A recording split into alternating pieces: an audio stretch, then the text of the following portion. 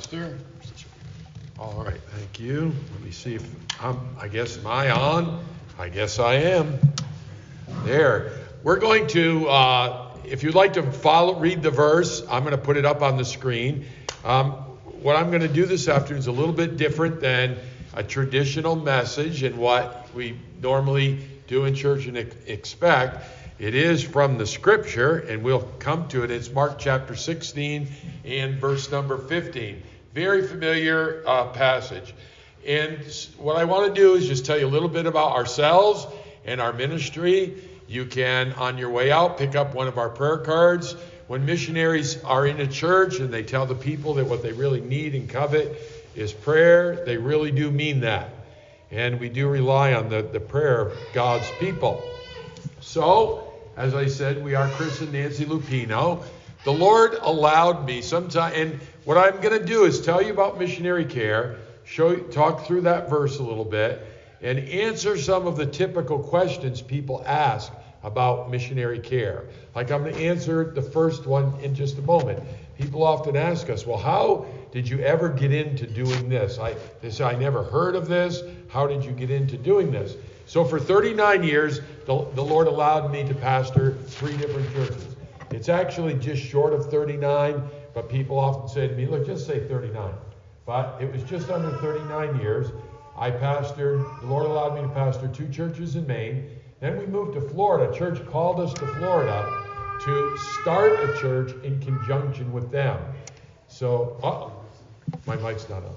That's not good, because if I break out in song, how's that? Is that on? Oh, all right, rewind. Yeah. So then the Lord used a church in Florida, called us to Florida to start a church in the greater Disney World area, and it's a big area. We're on the west side of Disney World, and at that time, there were no gospel preaching churches. We were the closest independent Baptist church to Disney World at the time. And that's not the case today. There are a few others. There's some who have tried. It's very difficult because the area is a tourist area. And anyway, when we went to Florida, the church that called us there was a building for us to use. There was a little bit of money in the bank and a handful of people. They made very few requirements on me because they knew my doctrine, I knew theirs, and those kind of things. But they wanted to know if I would be willing to travel to the mission field and minister on the mission field. Because the pastor of that church had been to Romania many times, helped start a Bible Institute in Romania. And that church at that time had a member of it, an Indian man who had become an American citizen that then the Lord called back to India, all to say they wanted a pastor in the new church they were starting to be someone who would be willing to travel to the mission fields. So I said yes, okay, yeah, I'll be glad to go to the mission field. Over that began 20 years of traveling to the mission field, usually twice a year, sometimes once. One time I went 3 times in 1 year, mostly teaching nationals in Bible colleges and seminars and things like that, and almost always hosted by, this is the key, American missionaries. So I stayed with them most of the time. And after I'd traveled and back and forth, same places sometimes, the missionaries pulled back the curtain on real missionary life, what it's really like. Now that doesn't mean that it's all bad. It's just not like what a lot of people think it is. And I began to see what you might call behind the curtain. I don't want to offend you at all, but do you know the key moment in The Wizard of Oz? Now look, I haven't watched the whole Wizard of Oz for years, but many people think it's when Dorothy clicked her heels together and said, there's no place like home. There's no place like home. Well, that's not true because, there are a lot of people who home was not a pleasant place, and it isn't today.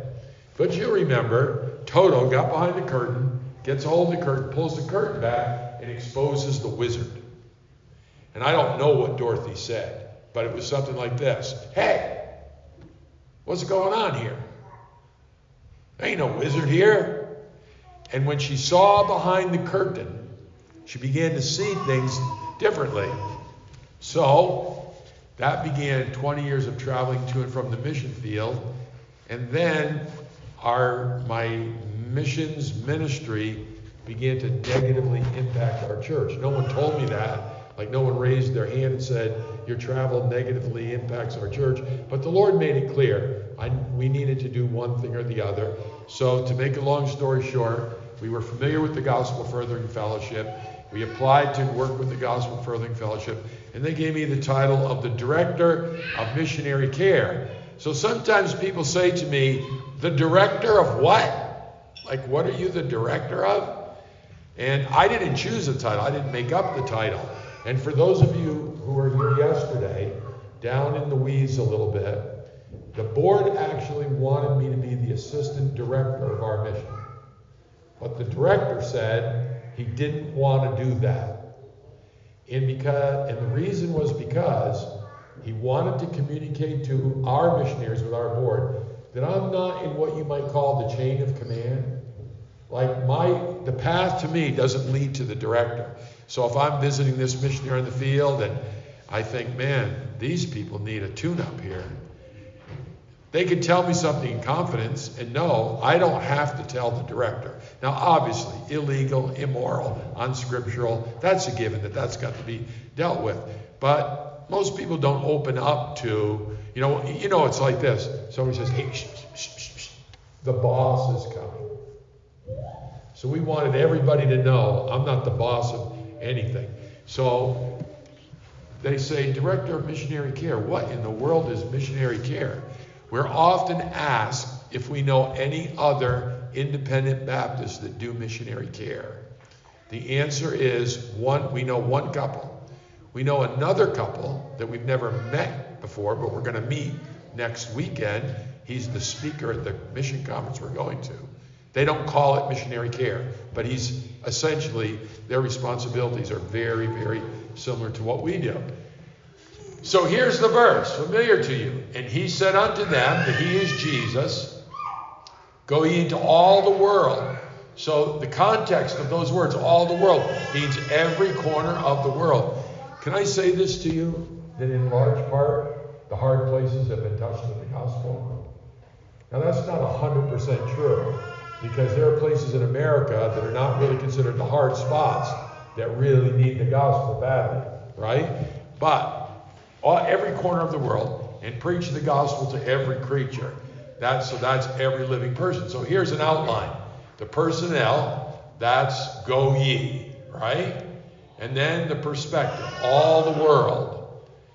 And it's good for people to think about the part of the world they're not too familiar with and what's going on there for the Lord.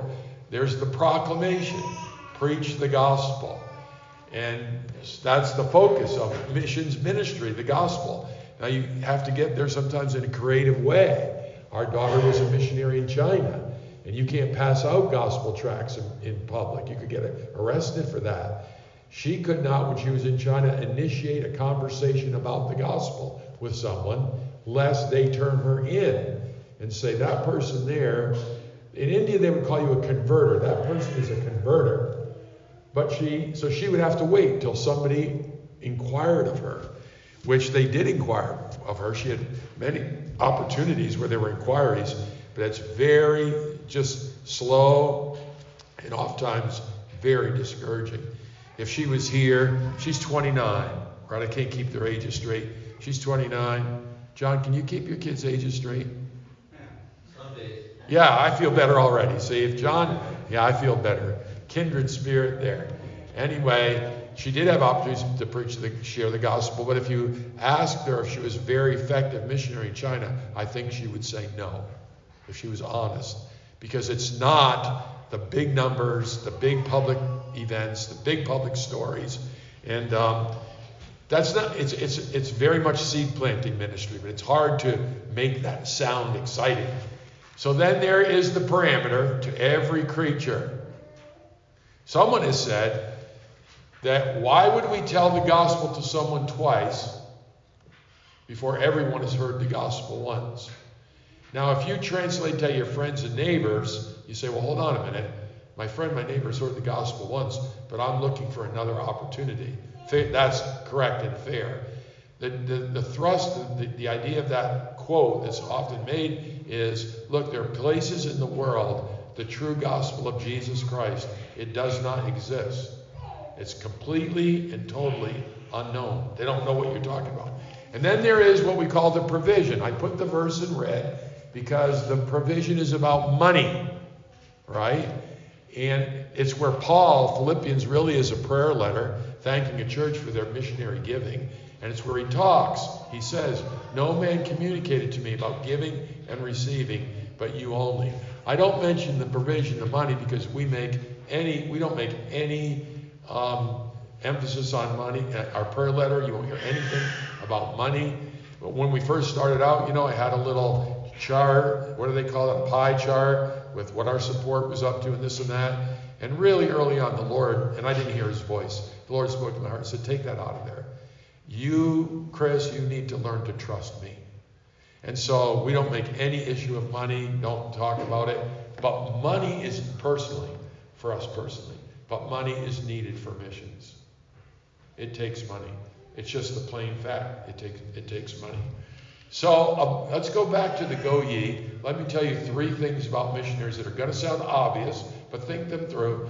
The first about the personnel is missionaries are ordinary people just like us. Now, everybody knows that in theory, but somehow, some way in our minds, they're almost transformed into, Superman, Wonder Woman. In fact, missionaries are introduced in churches. This is the cream of the crop. These are God's choice servants. And we understand the pastor's trying to express his appreciation for them to surrender to God's call in their life. But missionaries start believing that stuff. Well, maybe I really am God's choice servants. They're people just like you and I. They come from churches just like this. Do you know that most Baptist churches or independent Bible churches, do you know that they're not big? We think, well, everybody else's church is big, but ours is not. That's not the way that it is. They're ordinary people, sat in a pew just like you're sitting in, work a day-by-day job just like you do, and all the other things you deal with. We have a missionary friend that our church at home supports, and when I was the pastor, he was reporting they were reporting in our church. And all of a sudden, this is what he said. Now, I didn't say this, so don't get mad at me. Don't be offended. He said, yeah, he's trying to make the point we're just ordinary people. And this is what, I wouldn't say this, but he did. He said, well, our kids are just like your kids. One of these kids could pick their nose at any moment. And I thought, what did he just say? I probably wouldn't have said it that way. And he wanted people to feel, to pay attention to. They're people just like everybody else. So here's the second thing. Missionaries face challenges that most Christians do not understand. Respectfully, most pastors don't understand that. But we think we do. Do you know how hard it is to tell a pastor he doesn't know what he's talking about? Very, very difficult. Most of us wouldn't take the assignment on. That's why sometimes church building projects sort of go a little bit askew. Because somebody needs to say to the pastor, man, Pastor, I love you, I support you, I'm behind you, but you don't know much about building. So there's some problems here, and it's not meant to be disrespectful. And the third thing is this, and this is what I think is one of the most helpful things I want to share with you. The further a missionary serves from their native culture, so just a few examples, that's their language, the climate, the ethics, and it includes a lot of other things. The fewer people there are, including missionaries that understand that. Now this is really important. So let's say you were having a mission conference. There were 5 missionaries here, and we're talking about missionaries and missionary and the missionary here. Next weekend there are 5 missionary couples there, and the missionary and this missionary. And those missionaries are standing there, and they're actually thinking, we have very little in common. We don't really understand very much about each other's particular work. So if this is my home culture, it's Connecticut, I'm sorry, but the further I get from there, the fewer people there are that understand me. The fewer people there are that get me, like, your people, like, I don't know how you would describe your people, right? But, and I have to be honest, if you bumped into somebody in Chick-fil-A have to. Doesn't make them your best friend. Doesn't mean you know them. Doesn't mean they're going to invite you to their birthday party. But there's an instant connection. So that's why missionaries often feel alone in a room full of people. If you say to a missionary, hey, we heard this guy, and he said that missionaries often feel alone in a group full of people. Do you feel that? 95% are going to say, no, I've never felt that. And 95% of them are not telling you the truth. Now, not truth versus a lie, but what you can handle of the truth that they feel. Because they often feel they're all alone in a group full of people. You know, it helps when somebody gets you. Like, do you know someone right now you could call that gets you? It just gets you. That could call your bluff? That gets the joke? Right? Many missionaries, they don't have that. So, we describe missionary care in levels. Here they are. Level 1, we simply call friendship, fellowship, and advice. It's be a friend. Like, who needs friendship, fellowship, and advice? Look, I've left my other one too up beyond the ground. We all need friends. We all need fellowship. There are times when we all need advice. The second is what we call a non-emergency lift. So we live in Polk County, Florida. You may be familiar with our sheriff. Our sheriff's name is Grady Judd. Grady Judd is very well known. By the way, have you heard of Grady Judd? Grady Judd is definitely a Christian, definitely a preacher by his own testimony and all that. But he's quite brash. They had a number of years ago, a police officer was executed by a person stopped at a traffic stop. And that person was cornered by the Polk County Sheriff's Department SWAT team somewhere. And they shot him 68 times. And the news media asked Sheriff Judd, I just want you to feel Sheriff Judd. The news media asked Sheriff Judd, why did you shoot him 68 times?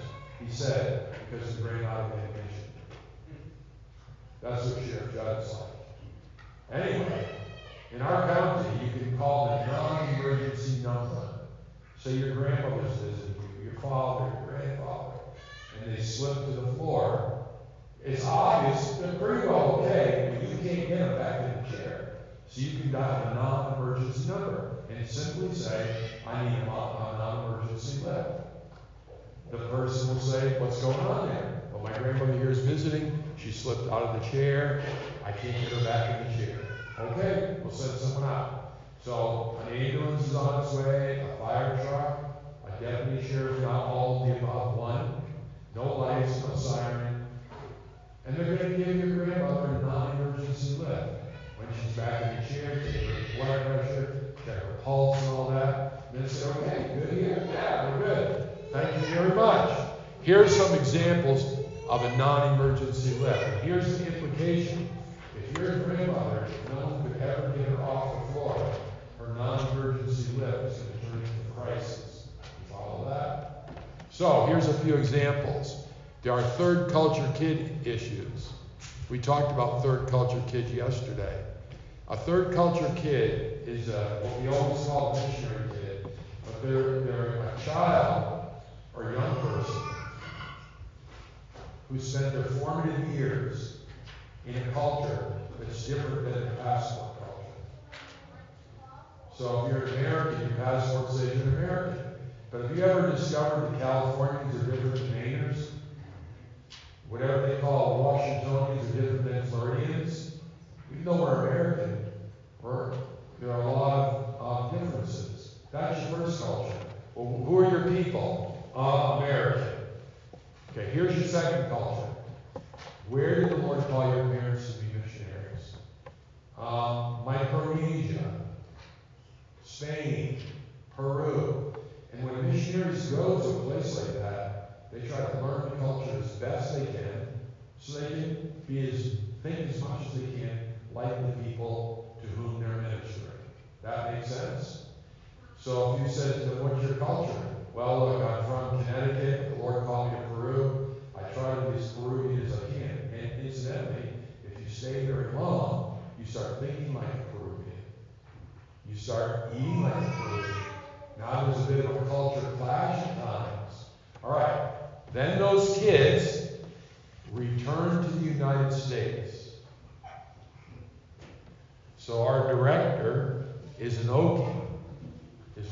New Yorker. One son born in Alabama, one born in Florida, 2 daughters born in Kenya. So like who's their people? Mom's a New Yorker, dad's an Okie. I was born in Florida, in Alabama. My sisters were born in Nairobi. Like, who's my people? Who gets me? Who understands where I'm coming from? So that's the third culture. The third culture is who are the people that get them? And third culture kids grow up to be third culture adults. I was speaking in a church and about this subject and talking about third culture kids, and after it was a pastor's fellowship, one of the pastors came up to me and he said, hey, he said, and he was about 50, I would guess. He said, Chris, he said, what'd you call it? And I didn't know what he meant. Then it clicked, oh, you're a third culture kid. He said, yeah, actually I'm a third culture adult, because you don't outgrow it. You don't outgrow it. And he said, you know, something really strange happened today here at this meeting. He said, I never knew about this third culture business. I never understood what you just explained. He said, I've spent my life not fitting in anywhere I've been. I don't fit in the churches I'm in, because I grew up on the mission field. I don't fit at work. He said, I don't fit in this church I'm in. I've always known there was something different about me. And then he said, but you said I'm normal. And I said, well, it's not what I said. You are normal. He said, I've never felt normal in my life. And tears running down his cheeks. He said, when that hit me, sounds like a made-up story. It's not. He said, when that hit me, I looked around the room, was looking for a door I could get behind, closed the door. He said, I wanted to look up to God and say, God, thank you that I'm normal, because I've never felt normal. So non-emergency lift. Incidentally, documented fact, 20% of missionary kids attempt suicide. Documented fact. It's not always third culture kid issues. Some return from the mission field, they're looking for their people. They're looking for somebody that will get them, accept them, and understand them. So we were in another church, and I said, it might be like this. This third culture kid returns to the States, doesn't have friends, he's a loner, goes to the mall with his parents, and looks over in the mall, there's a person sitting there, and he can't tell if it's a man or a woman. He can't tell. 2 colors of hair, head shave, piercings, tattoos, pant legs, one different height than the other, combat boots, no socks. And I said, that third culture kid knows one thing about that person, for sure. There's something they know about them, for sure. I'm not going to ask you to know what it is. But what they know for sure is that person will accept anyone.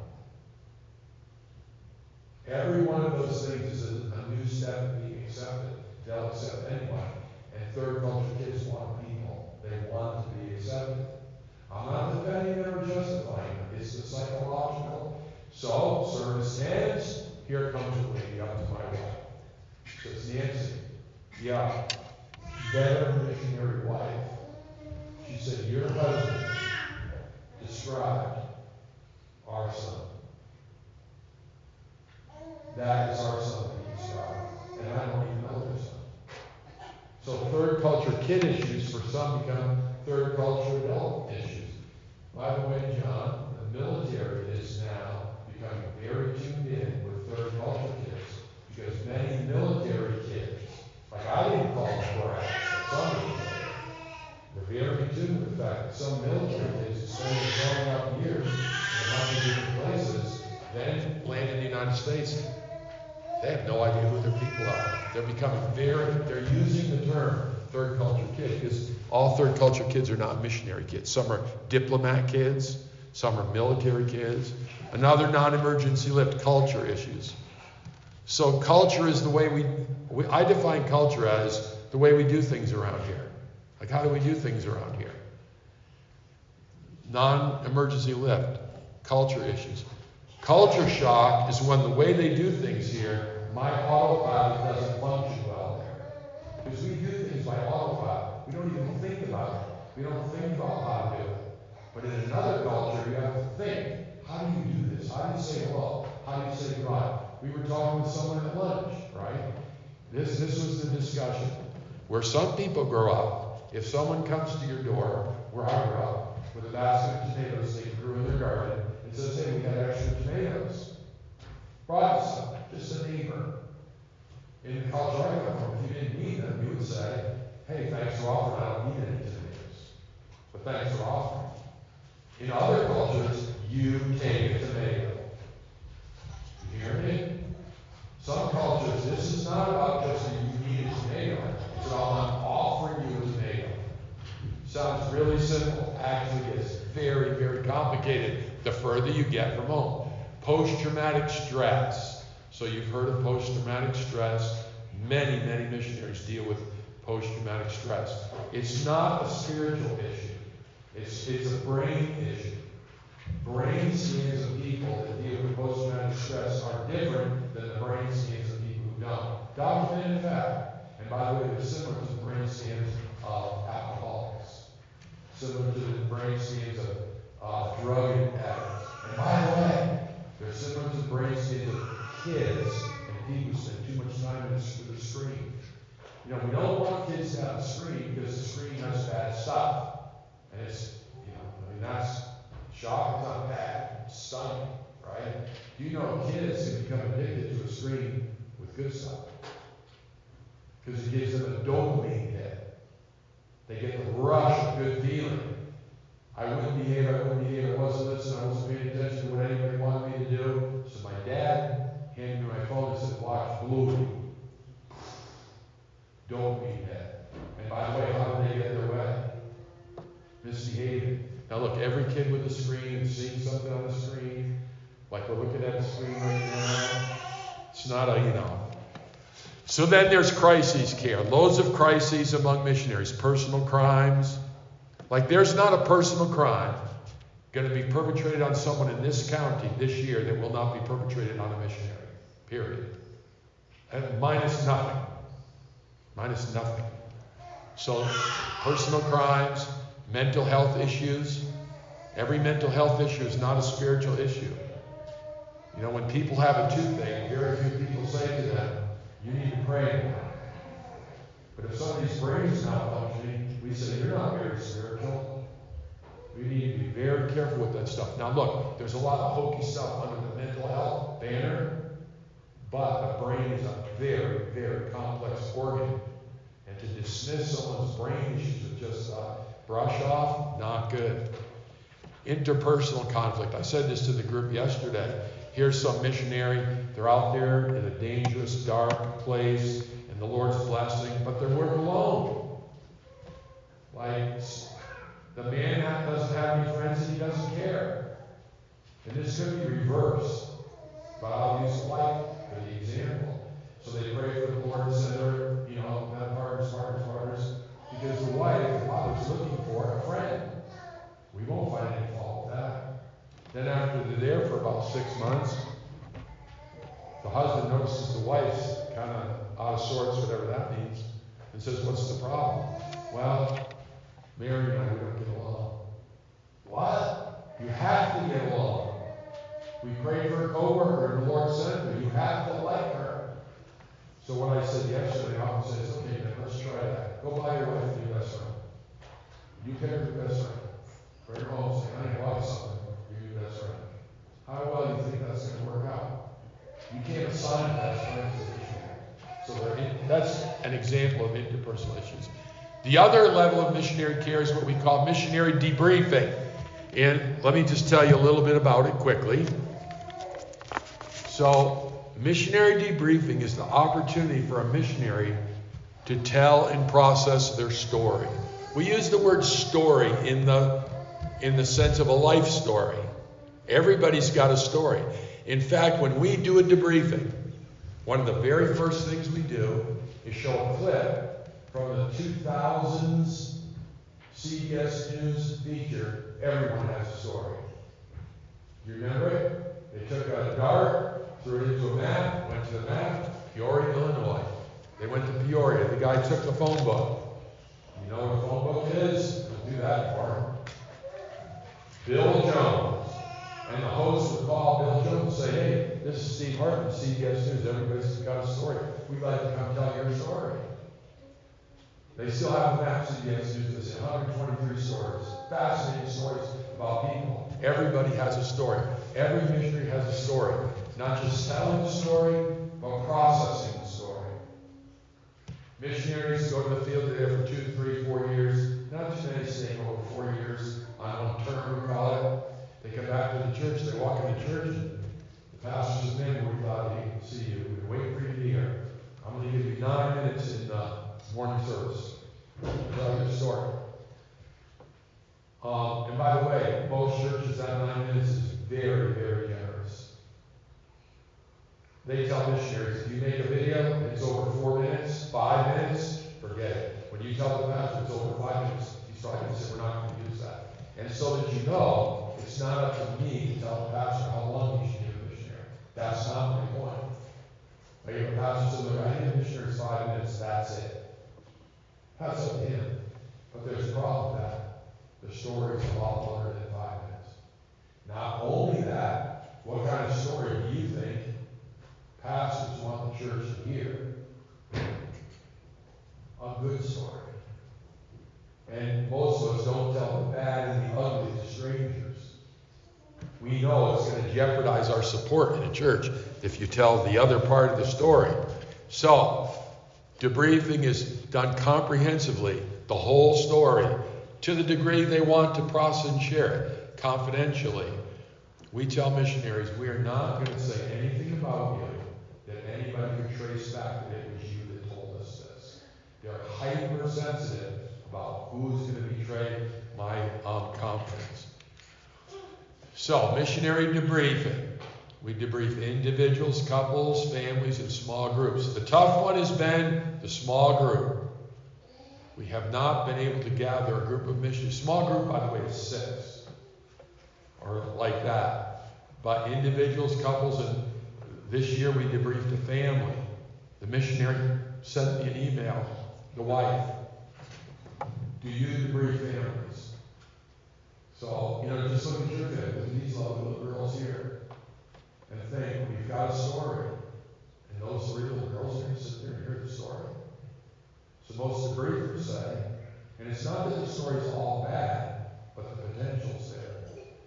So most people who do the briefing in our circles, there aren't very many, say, "Yeah, we don't debrief families."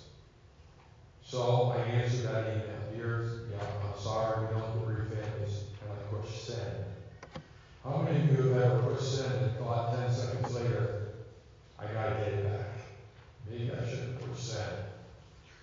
So maybe that afternoon or evening, I messaged that missionary and said, "Look, we talked about it after Nancy and I. We thought this through. And we'll debrief your family, but you need to know something. We've never done it before. We're not sure how to do it exactly, how we'll go, but we'll do it." So this summer we met with this family. Terrible tragedy took place in their family while they were on the mission field. The youngest that participated in the debriefing was 7, right? And they had 5 kids, 4 were for most of the debriefing, and the parents. And it was amazing. I asked a question, said, "Girl, where are you up?" "Yeah, tell me what you think." And in the debriefing, we take a piece of poster board, turn it sideways, draw lines on it, and create a timeline with them. They make the timeline. They put the issues and things on the timeline. The good, the bad, the ugly, we call that. That 7-year-old girl had a timeline. And her parents helped her to do the timeline. It was pretty amazing. But families are, it's after returning from a term of service on the field. It's at a convenient and confidential location. So when a missionary reaches out to us and says, "We would like to be debriefed," first thing I do is say, "Well, let's talk about the group debriefing." Most put their hand right up and say, "Yeah, we're not going to do that." We're just trying to package that. It would be very helpful, but we're trying to package. In our circle, it's not common. It's not well known. Among evangelicals, very well known. But we said, "Well, where do you live? Where are we? What's your travel schedule?" Blah, blah, blah. And pretty soon, there it is. We have 4 days in May. We'll be in Iowa. That's never happened in Iowa. Tennessee, Pennsylvania, Virginia, and we just figure it out and say, okay, that'll work. All we need is a conference room, a living room, whatever. There's no cost. Like debriefing is not an income stream. Now that may sound silly to you, but people who only do debriefing among evangelicals, it's an income stream. It's how they get paid. And I'm not criticizing that. That's not what we do. The cost is for meals and lodging, and we try to keep it get it really low. Then there's also crisis debriefing. We come to you or you come to us. It's called critical incident stress management debriefing. So John, you must be familiar with that to some degree. The military. A critical incident takes place. First responders. A critical incident takes place. Psychologists and psychiatrists say that can be debriefed. Like they say, between 24 and 72 hours. That person is less likely to experience post-traumatic stress. Get the story. Tell the story. Tell what you saw. Tell how you felt. In that case, we'll go to them. But our mission has money set aside, so I can get an email today. This has not happened yet. It could. I can get an email today that says, everybody calls me sir. It's a product of age. I said, yes, I know so cold. Everybody calls me sir. Anyway, sir, they would say, we're missionaries in this place, and we were robbed at gunpoint. And my husband was taken captive. He was released 24 hours later, and they broke both of his legs. And got all our money out of the bank through his, whatever, ATM. Someone told us you do critical incident stress management debriefing. So our mission has money set aside so Nancy and I can travel to them anywhere in the world, and they don't have to do our agency. We say like-minded, but we wouldn't turn it. If you hear it, if the person believes the true gospel, we're going.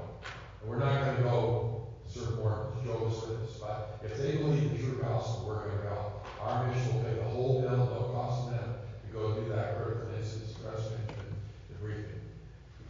And it's very debriefing. Let me check this out here. Okay, a couple more minutes. I'm going to tell you a couple of debriefing stories. So this missionary couple served in an atheist country a long way from here, closed country. You can't go there to be a missionary.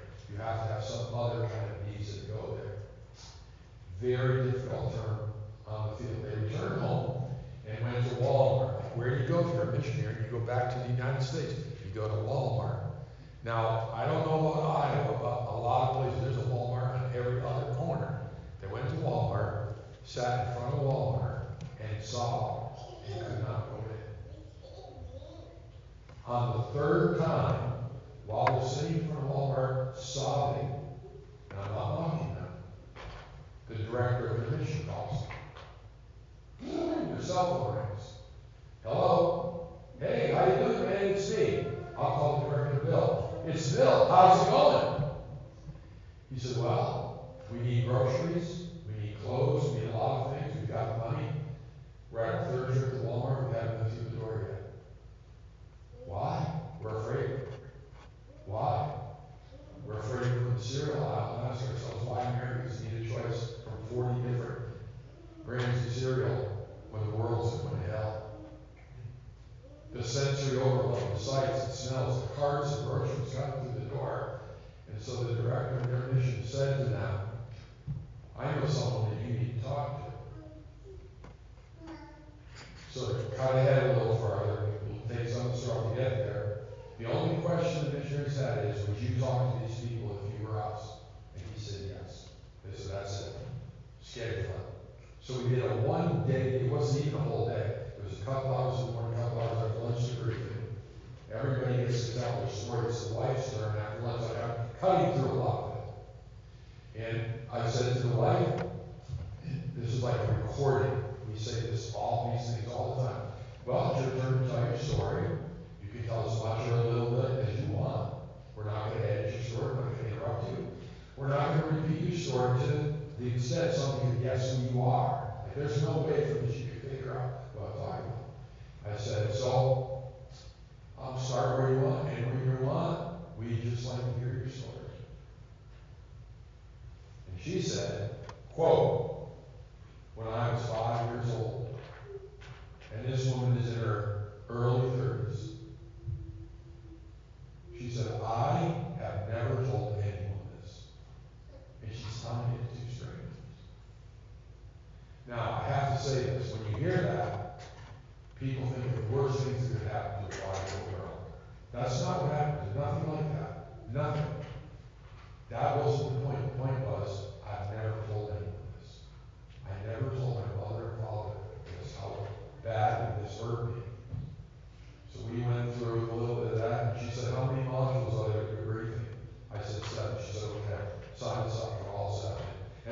this is not this. It's like when somebody says, how you doing? We think they really want to know. And the person that we sense really wants to know, we open up. That's what she did. Another couple we interviewed, the husband and kidnapped. The U.S. State Department was involved. The federal government was involved. The husband was kidnapped. He went out the door, the wife didn't see him for 12 days. They tried to beat him to death. He said, actually, they tried to beat me to death. But I'm a tough guy. He's a big guy. He said, I just didn't die. He said, I just wouldn't let myself die. My family needed me. And he had an elderly relative there, kidnapped with him. Okay, same scenario. It's the wife's turn. It's after lunch. I said, okay, we'll call her Mary too. Mary, we'd like you to share your story with us. And this is what came out of my mouth. Never came out before. It hasn't come out since. I said to her, so have you told your story before? Sounds pretty innocent, doesn't it? She went like this.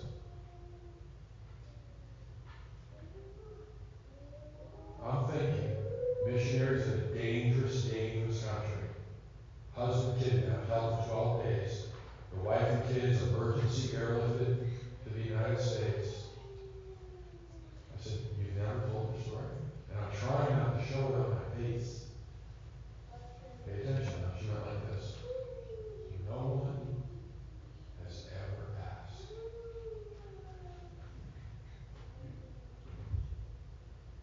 I started sobbing. Nancy started sobbing. The young woman sobbing. I'm trying to hold it back. I'm not a sobber. What happened to her was bad. But what really hurt was no one ever asked. Pastor, this is not a theological issue with me, and it's not a corrective issue of you. I never saw it happen here. I have no idea. But it's not a good thing to introduce a missionary and not introduce a husband and wife.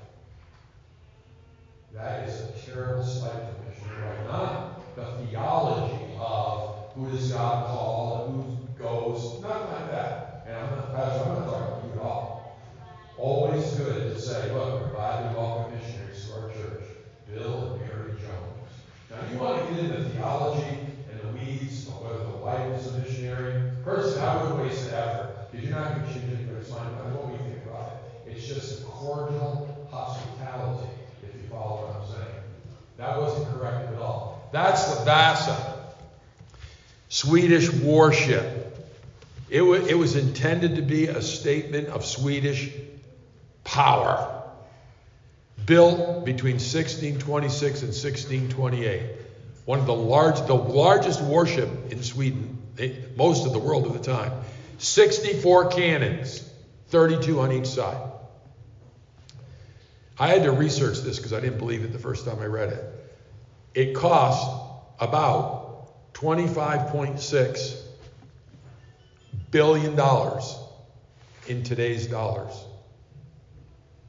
It was some percentage of the gross national product of Sweden because they thought we're going to sail the Vasa out and people are going to say, "Man, them Swedes, whoa, they're something. They're somebody."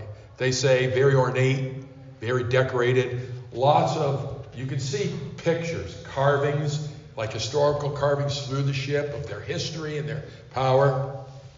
Launched August 10th, 1628. Shortly after it was launched, they fired all the cannons on one side. That's what that has to depict. Do you know how I know that? Because it never fired another cannon. They fired half the cannons on one side. It moved another 1,400 yards and sank. And was at the bottom of the ocean for a couple hundred years, or the harbor. And shortly thereafter, the finger pointing began. Whose fault was this? It is astounding how underprepared so many missionaries are. It's astounding how unprepared they are. Think if this was a business model. This young man goes to college. Think if this was a business model. He goes to college and comes out with a piece of paper. Met a pretty young girl. No offense intended. Dated in an artificial environment because the school had rules, and I'm not criticizing the rules. 30 days after they graduated, they got another piece of paper, a marriage certificate. A month later, they got a certificate. They accepted as a missionary because they went to candidate school for 5 days. About 9 months later, they've got a birth certificate because they had a baby.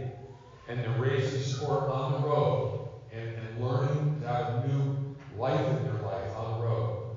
2, 3, 4 years later, there's 2, 3, or 4 little birth certificates, and they get on a plane and go to a place they only ever went for 2 weeks one time to see what it was going to be like there. To go do something they've never done, start a church in a culture they have learned nothing about, in a language that they do not speak, and no one has checked to see if they have a language aptitude. By the way, do we have to have language aptitude to be a missionary? No. God can help a person do anything. But it's good to hear from someone you respect as a leader saying, listen, you are going to have to work very, very hard at learning the language. You do not have an aptitude for it. It's going to be difficult for you. You need to hear that. So when you can't keep up with the shooting star on the field, you realize, well, I knew this was going to be hard. This is the Edmund Fitzgerald. They say 6,000 recorded shipwrecks in the Great Lakes. Now, we're here in Iowa. Have you seen the Great Lakes? They should be called the Great Oceans, the Great Seas. Like, when you picture a lake, no. 6,000 recorded shipwrecks. The largest ship ever shipwrecked in the Great Lakes, the Edmund Fitzgerald. The largest financial loss of any ship in the Great Lakes, the Edmund Fitzgerald. The last radio transmission from the Edmund Fitzgerald, quote, and by the way, you can hear this on the internet. They have a recording of the last conversation with the Edmund Fitzgerald. You can find it. It's easy. Here's the last recorded transmission. We are holding our own. 10 minutes later, the Edmund Fitzgerald disappeared from radar, sunk 360 feet into Lake Superior, hit the bottom bow first and broke into 2 pieces. It's a fascinating, who's, like I said this morning, about the things we're interested in. Who cares about shipwrecks? It's a fascinating story. Why did Edmund Fitzgerald sunk? Why did it break in 2? And why didn't the captain have it? He had no warning that he could relay. All lives on board lost. The Edmund Fitzgerald became famous because of Ballad Here, and I'm not recommending tracking down his music or listening to it, but wrote a song about the Edmund Fitzgerald. And one of the verses says, and all that remains are the faces and names of the wives and the sons and the daughters. Missionary goes to visit in a church, and pretty soon they go to somewheresville to be a missionary. A couple years later, someone says, hey, we stopped getting letters from so-and-so. By the way, this happened to me. We stopped getting letters from so-and-so. What happened to them? I don't know. Remember they had 2 cute little kids? They were such a nice family. Whatever became of them? I don't know. They're just gone. I don't know whatever happened to them. That's the case. That's the case for missionary care. It's those levels of care that come along beside missionaries. And we have a lot of very interesting stories.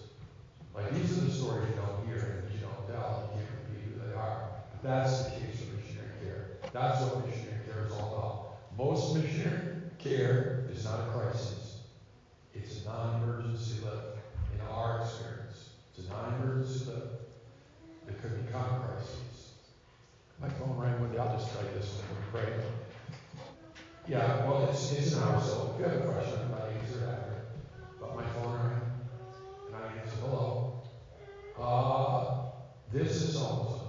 Somebody I knew. He said, and he has a really sad story that goes through his missionary life. He said, I'm thinking about suicide. I thought, suicide? I said, well, call. I better start talking. Because I'm just a guy like you. Like, I'm just a guy. Hot dogs, apple pie, lemonade. My cardiologist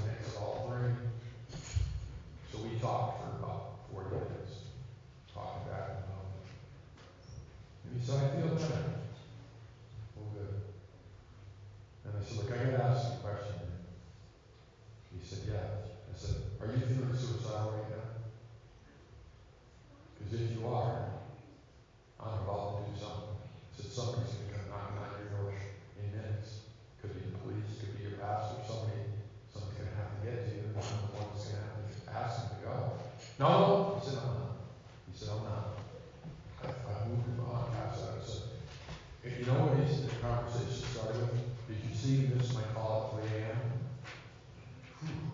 I said, man, I turned my cell phone off. You have to call my home phone. You know, I don't call my cell phone because you aren't going to get it. You got to call my home phone. Anyway, he's doing okay. He's doing okay. He's really struggling a lot, but he's doing okay. That's the kind of, we deal with the stories a lot that you can't tell people. Now, might have prompted a question about the answer for you. Let's pray. I'll take over to the pastor. Glad to take whatever time you want to learn more about it. Father, thank you for this church. They're deliberate, intentional steps towards missions. Thank you for them. And thank you, Lord, for the heart of the pastor and his wife for missionaries. Thank you for the church. Thank you for the people. They've been here all day. So, Lord, it's time to go. But we thank you we can serve one by one, serve one another. And I pray for those missionaries. Lord, I told a little of their story. They're real people right this minute that are struggling with real things. So we just pray that you just give them hope, that the hope's in the gospel. Not only the saving gospel, but the living gospel. How to live the gospel. And we pray this in Jesus' name. Amen. I want you to stay or you can stand here. I was going to see if there are any questions anybody might have. All right, I want to, again, we'll close things out soon, but just want to give you the opportunity if anyone had any questions regarding the ministry that they're involved in. I mean, he could probably keep going and going and going. So I know at the tabletop we were able to cover many different issues and get more in depth with them. But did want to see if anyone had any questions before we close things out about the nature of the ministry, about missionary care in general. Anyone? Right.